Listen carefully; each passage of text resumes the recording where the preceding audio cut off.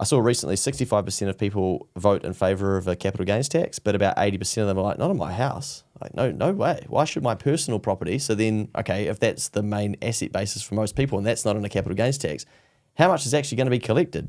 Anyway, in 2019, the tax working group, chaired by Sir Michael Cullen, estimated that such a tax would generate approximately $8.3 billion over 5 years, approximately $1.66 billion annually.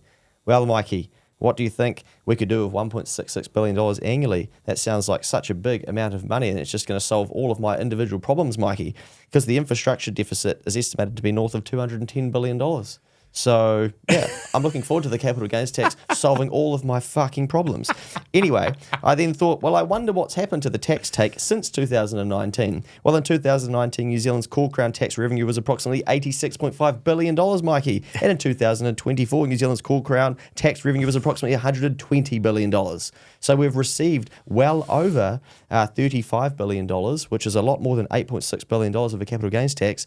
And have we got that second bridge to the North Shore? No, I don't think so. Did we pay for those hospitals? What happened to that train in the city?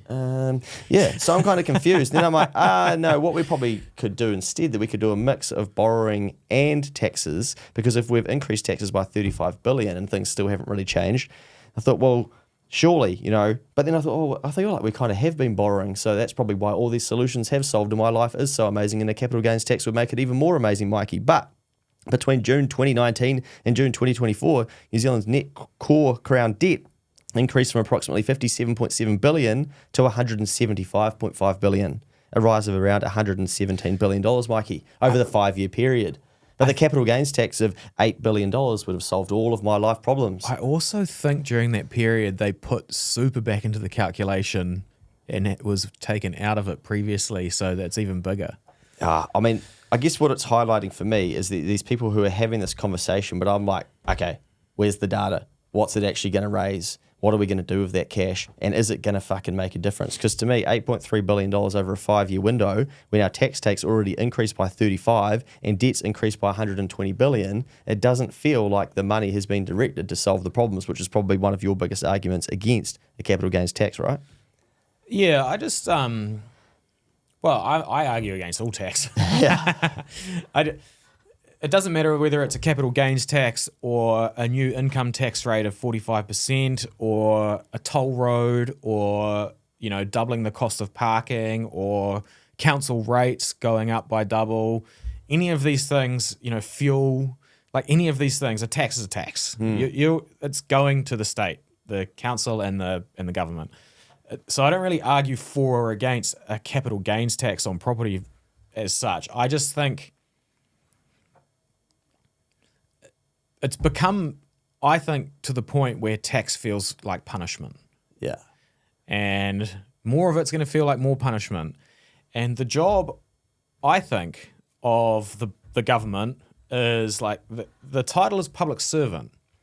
And your job is to serve your country and serve your people. And at the moment, it feels like we've got kindergarten teachers telling us that it's recess time and then they're taking off us at the same time and we don't get anything back for it type thing. So there's a lack of value being provided. We can see like somehow I still get access to these wild headlines like the Dunedin hospital's fucked. Yeah. Or something like that. I don't know the details, but it needs money. And they're like, no, we're not doing it or something. And we hear stories all the time about, like me, I have speed bumps and potholes. Like, why would you put brand new speed bumps in when you haven't fixed the fucking potholes? We can't drive fast on the roads anyway because they're fucked. Yeah. Then we've got, like, people complaining about our nurses leaving because they're not getting paid enough, and teachers and police, like, all of this stuff. And the answer isn't more tax because we've been doing that. And borrowing. So, like you said, the $8 billion is a drop in the bucket. Yeah. So what we actually need is efficiency and some brain power and use productivity and think about what we're going to do with it. Yeah. But the reality is they won't. They'll print and borrow it.